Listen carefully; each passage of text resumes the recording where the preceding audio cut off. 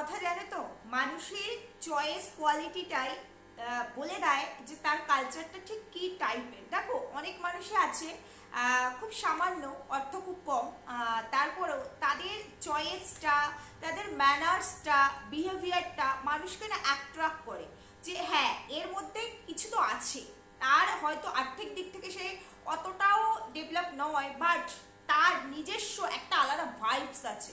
হ্যাঁ, অবশ্যই আমাদের মন্দিরের একটা আলাদা ভাইবস আছে, তা না হলে এত পপুলারিটি, এত ভালোবাসা, এত ভিউজ কি করে হয়। তবে হ্যাঁ, সেটা বুঝতে হবে যে এই যে পপুলারিটি, ভালোবাসার ভিউজ সবটাই negative thought, negative activities, negative ক্যারেক্টারকে মিন করে ওইগুলো ধরে। পজিটিভ যদি তোমরা কেউ বলতে যাও, তাহলে পজিটিভ হলো এটাই যে ও যেহেতু নিজে অনেক নেগেটিভ দিয়ে ছড়ানো, ও নিজেই সেটা ক্রিয়েট করে, তো তারপরে মানুষ কিছু বললে পরে মানুষকে পাঁচটা কথা বলার পরে আবার হাসি মুখেই তাদের সঙ্গে ও মিশতে পারে। এটাই হচ্ছে ওর পজিটিভ, কারণ এছাড়া ওর কাছে আর অপশান নেই। যাই হোক, ওর চয়েস কোয়ালিটি দেখে আমার মনে হলো কিছু বলা উচিত। কালকের ভিডিও নিয়ে অবশ্যই বলছি যে আলমারিটা স্টিকার লাগালো। আমি না এখন বুঝি না, অনেকেই দেখি এই জিনিসটা করে, মানে ফার্নিচারের মধ্যে স্টিকার লাগায়। পার্সোনালি ব্যাপারটা আমার একদমই ভালো লাগে না। আর তারপরেও বলছি, অনেকে লাগায়, লাগাতেই পারে, তাদের নিজস্ব চয়েস। দেখো প্রত্যেকটা মানুষ আমরা ইন্ডিভিজুয়াল, প্রত্যেকটা মানুষের চয়েস কিন্তু সম্পূর্ণ আলাদা। তো সেই জায়গায় ধরে হতেই পারে, কিন্তু তার তো একটা মিনিমাম মিনিমাম একটা সেন্স রাখা উচিত। আজকে ও ওর আলমারিটা যে স্টিকারটা লাগিয়েছে একটা সানফ্লাওয়ারের ওপরে, না আমি বলছি না একদমই খারাপ, সেটা বলছি না, বাট তারপরেও সেটা দেখতে হবে। মানে সবকিছু তো কালারফুল কালারফুল, সেটা কি একটা বেডরুমের ক্ষেত্রে শোভা পায়? মানে দেখবে এখনকার মানুষজন না একটু অন্যরকম, তারা ভীষণ সোভার, তারা খুব লিমিটেড জিনিসের মধ্যে সোভার রাখার চেষ্টা করে। মানে হিজি মিজি এই জিনিসগুলো এখনকার জেনারেশনে যায় না, এখন মানুষ পছন্দ করে না। তো সেই জায়গায় দাঁড়িয়ে আমার তো মনে হলো ও যে আলমারির স্টিকারটা লাগিয়েছে, তার থেকে ওর আলমারির যে নিজস্ব কালার, যেটা দেখে ও কিনেছিল, সেটা অনেক বেশি বেটার, অনেক ভালো। তারপরেও আমার যখন ক্ষমতা আছে, আমি সেখানে এই যে স্টিকারটা লাগিয়েছি সেটাতে তো আর কম খরচ পড়েনি। তো তার চাইতে আলমারিটাকে আরেকবার নিজের পছন্দের কালার বা প্রিন্ট, এখন কিন্তু যেসব আলমারিগুলো বেরিয়েছে 3 পার্লারের, 2 পার্লারের, 3 পার্লারের সুন্দর প্রিন্টের কিন্তু বেরিয়েছে। যদিও আমার পার্সোনালি এক কালার পছন্দ, আমার প্রিন্ট ভালো লাগে না, কিন্তু সেটা হচ্ছে যার যার নিজস্ব চয়েস, বললাম আগে। তো সেই জায়গা ধরে তো সেখানে ঠিক আছে, তো সেই রকম একটু কালার করে নিলে জিনিসটা বোধহয় আরো বেশি ভালো লাগতো এবং তার লংজিভিটি অনেক হতো, অনেক। যেটা এই স্টিকারে উঠে যায়, মুছতে গেলে, ক্লিন করতে গেলে দেখবে কুচকে যাবে, হবেই। আজকে নতুন নতুন হচ্ছে না, কালকে গিয়ে হবেই, কারণ যে কালারটা করা থাকে সেটাই একটা সময় পরে দেখবে উঠে উঠে আসে। আর আলমারিতে তো যে মেটেরিয়াল দিয়ে তৈরি হয় আর কি, সেটা একটা সময় পরে 10 বছর, 5 বছর, 15 বছর পরে অনেক ক্ষেত্রে, এখনকার জিনিস তো অত ভালো হয় না, জং ধরে যায়। আগেকার জিনিসগুলো অনেক বেশি মানে টেকসই ছিল। যাই হোক, চলো বন্ধুরা ভিডিও শুরু করবো। বহু কিছু বলার আছে, তার আগে একটু ইন্ট্রো দিই। Hello my lovely viewers, welcome back to my channel Dimpi lifestyle. বন্ধুরা আমার সাথে থেকো, পাশে থেকো, চ্যানেলটিকে সাবস্ক্রাইব করো, লাইক কমেন্ট শেয়ার করো। মন্দিরা দেবী সত্যি ওয়ান অ্যান্ড অনলি আমাদের ওয়ার্ল্ডের বিগ বিগ বিগ ব্লগার মন্দিরা দেবী। সত্যি তার চয়েসটা আমাদের জানাই ছিল, কিন্তু স্যান্ডি মানে আমাদের সোমনাথ দা কিন্তু একটা কথা ভালো বলেছে, ঘরটাকে পুরো রামধনু, রামধনুর যে 7টা কালার সেটা মানুষের ভীষণ পছন্দের। রামধনু আমাদের সবার কাছে বলতে পারো ভীষণ একটা ভালো লাগার জিনিস, আমরা রামধনুকে পছন্দ করি।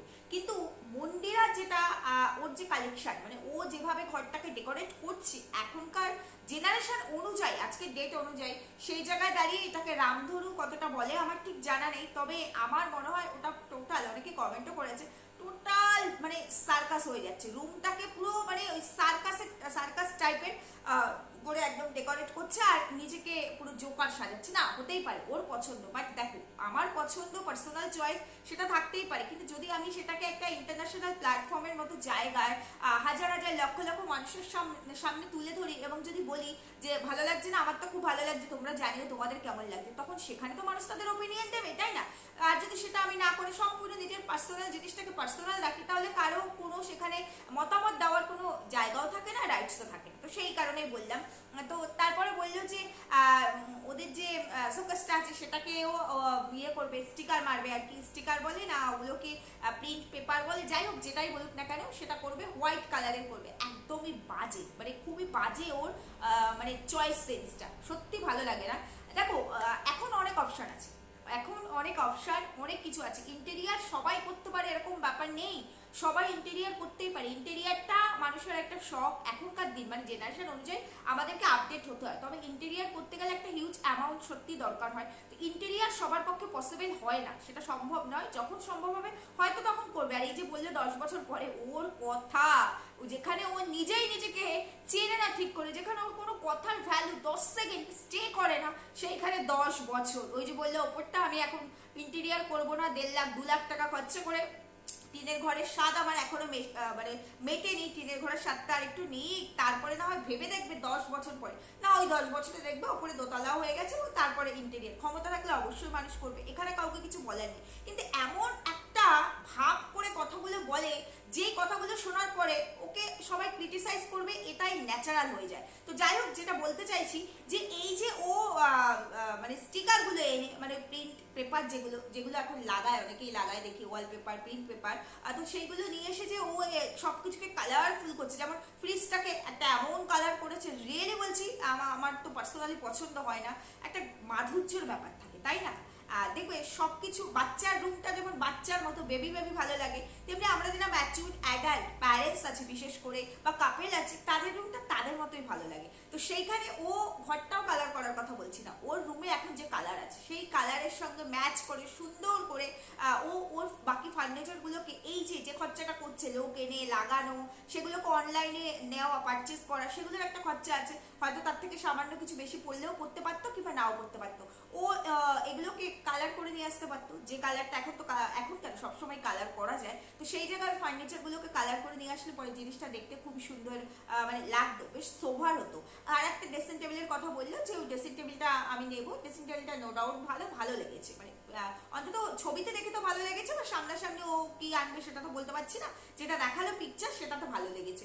আমি শুধু একটা কথাই ভাবছি, আমার একটাই প্রশ্ন, যে এই যে বলে সবকিছুতে যে ডাউন পেমেন্ট করছি, সবকিছু ইএমআই তে, সবকিছু লোনের ওপরে।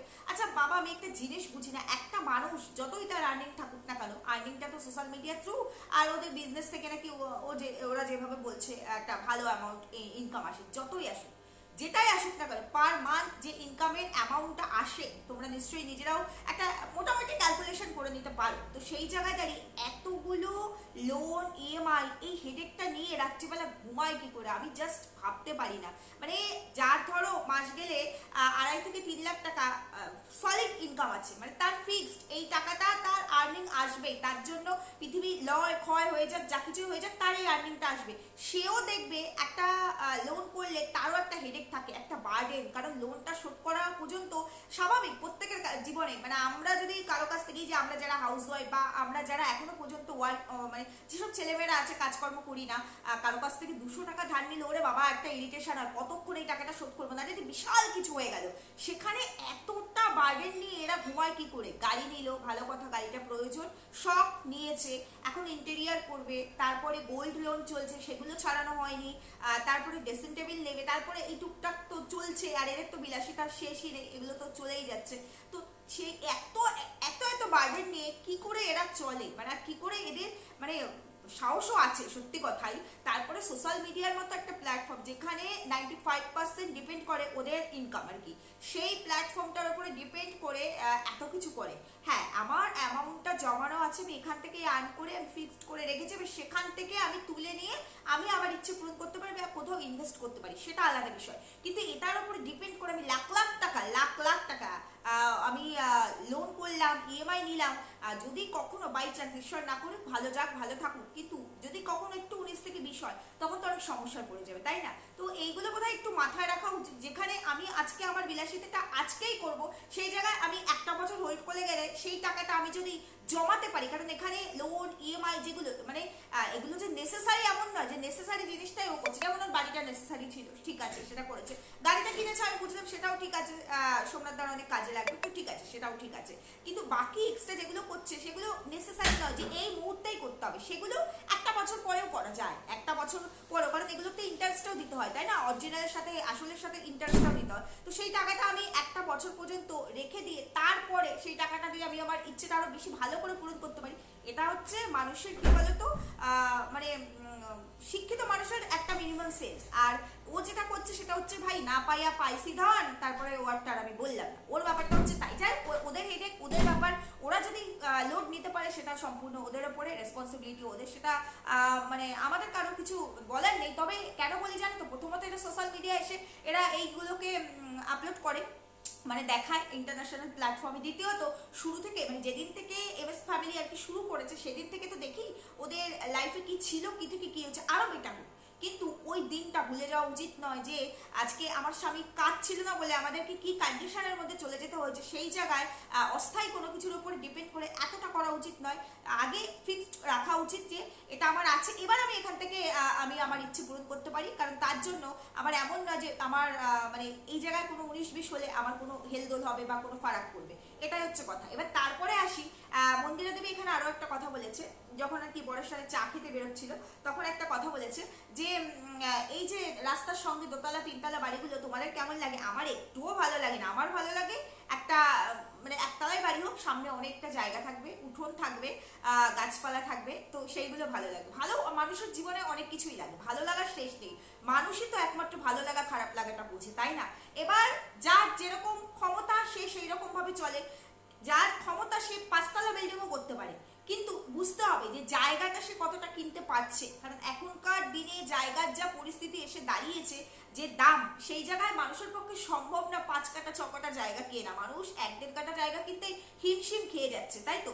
আর যাদের ধরো পৈতৃক সম্পত্তি পায়, হয়তো 2 ভাই আছে, 3 ভাই আছে, বা বোনেরা আছে, এখন তো মেয়েরাও পায়, সেখানে ভাগ বাটোয়ারা করার পর এক এক ছেলের ভাগে হয়তো 1.5 কাটা 2 কাটা 2.5 কাটা করে পড়ে। এবার তার যতটুকু প্লেস করছে সেই অনুযায়ী সে তার বাড়িটা করছে। এবার আমার পছন্দ নয় বলে বাকি মানুষের যে পছন্দ নয় এমনটা তো নয়, বা বাকিরা করেছে বলে আমি সেটা দেখিয়ে দেখিয়ে এইভাবে বলতে পারি না। আমি আমার নিজস্ব চয়েসটা বলতে পারি যে আমার এটা পছন্দ, কিন্তু তার মানে এটা মানে অন্যকে আমি এইভাবে ইনসাল্ট করতে পারি না এই যে দেখেছো আমার একদম পছন্দ নয়। এটা মানুষের সৌজন্যবোধের মধ্যে বোধহয় পড়ে না। পড়ে কি?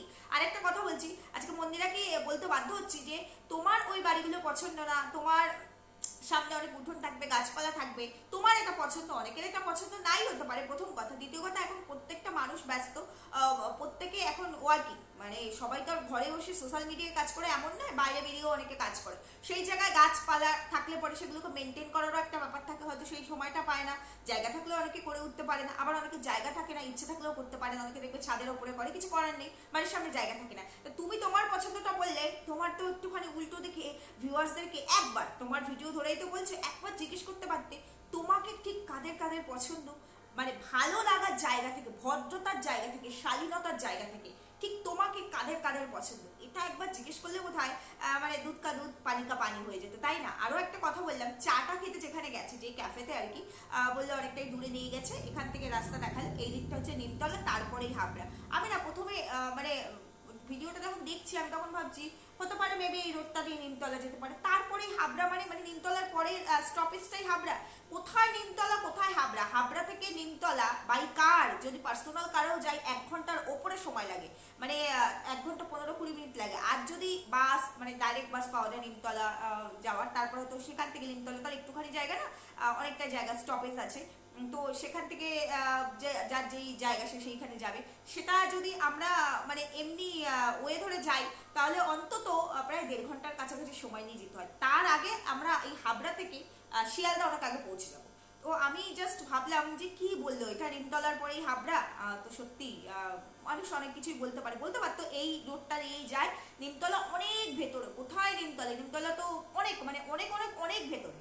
আমি বোধহয় আমার লাইফে 1বার কি 2বার গেছি, তাও প্রয়োজনে গেছি, কারণ অনেক ভেতরে। ওদিকে প্রয়োজন খুব একটা মানুষের পড়ে না, নিজেদের রিলেটিভের বাড়ি ছাড়া ওদিকে প্রয়োজনীয় কোনো কিছু আছে বলে আমার মনে হয় না। আর যা প্রয়োজনীয় সবকিছু তো মানুষের কলকাতার সাইডেই পড়ে, তো সেই জন্য যাওয়া হয় না, কারণ অনেক ভেতরে, অনেকটাই ভেতরে, সেই কারণে। তো সেই জন্য আমার মনে হলো যে এটা কি বললো, মানে এটা কি করে হয়, মানে আমি থেকেও এখানে আমি জানলাম না, আর ও ওখান থেকে ক্যালকুলেশন করে দিল, যেমন ও ওর লাইফে সবকিছু ক্যালকুলেশন করে। তাই তো ঠিক আছে বলেছে, সেটা কোনো মানে খারাপ কিছু নয়।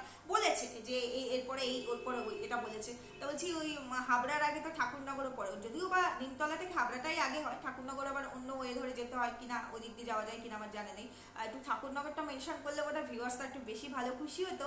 আর ওই মানে সর্দি ভাইও বোধহয় একটু খুশি হতো, তাই না? যাই হোক, সর্দি ভাইয়ের ভিডিও এখন রিসেন্ট আমি দেখছি না, কালকে একটা দেখেছিলাম একটুখানি, কারণ ওর কিছু কিছু ওয়ার্ড এত বাজে যে ভিডিও শোনার মতো ইচ্ছেটাই থাকে না, এই কারণে দেখছি না। যাই হোক, ওভারঅল আমার এটুকুই বলার ছিল। শেষ করার আগে শুধু একটা কথাই বলবো, এক ফ্রেমে 4 জন, মানে ওদের যে পোষ্যটি আছে জনি, তাকে নিয়ে ভীষণ ভালো লাগলো। আর আজকে আরো ভালো লাগলো, দেখেছি তো পোষ্যরা সত্যি মানুষের মতো বেইমান হয় না, কতটা ভালোবাসে। আজকে কোনোদিনও মন্দিরাকে সেইভাবে জনিকে ভালোবাসতে কোনোদিনও এই পর্যন্ত দেখিনি, কিন্তু যখন সোমনাথ দা জনিকে আদর করছিল, ভালোবাসছিল, আর মন্দিরা পাশে ছিল, ও মুখটা বাড়িয়ে নিয়ে এসে মানে ও তো মনে করে এরাই আমার সবকিছু, বাবা মা এটাই মনে করে, সন্তানের মতোই মানা উচিত, এটা আমি মনে করি। তো সেই জায়গায় দাঁড়িয়ে ও মন্দিরাকে একটা গালে হামি দিল, মানে ভীষণ ভালো লাগলো এই ব্যাপারটা, সত্যি খুব ভালো লাগলো যে ও কতটা মানে এদের প্রতি কৃতজ্ঞ। কিন্তু সত্যি কি মন্দিরার ও মানে এই জনের প্রতি মন থেকে অতটা ভালোবাসা আছে, তাই হচ্ছে একটা বড় প্রশ্ন। তারপরে বললো যে একটা ফটো তুলবো এক ফ্রেমে 4 জন, একটা ফটো তুলবো এক ফ্রেমে 4 জন, এটা খুব ভালো জিনিস। কারণ আমরা ছবি তুলি আমাদের মেমোরিগুলোকে, আমাদের হ্যাপি মেমোরিগুলোকে আমরা সবসময় স্মৃতিপটে রেখে দিতে চাই, তো সেই জন্য ফটো তুলে রাখাটা ভালো, এটা খুব ভালো ডিসিশন। তবে কেউ কমেন্ট করার পরে কেন মনে পড়লো, এটা একটু প্রশ্ন আমার মন্দিরাকে, এতদিন ধরে জনি ওদের সঙ্গে রয়েছে, ওদের সন্তান নাকি, জনি টেক কেয়ার ওরা করে সব কিছু, তাহলে নিজেদের ভেতর থেকে এটা আসলো না? ভালোবাসা থাকলে এটা সবার আগে আসা উচিত ছিল। ফোনে তোলা আছে, ফোন থেকে বার করা যায়, ফোন থেকে বার করা আর ডাইরেক্ট স্টুডিওতে গিয়ে করা, দুটোর মধ্যে তো একটু পার্থক্য থাকেই, তাই না?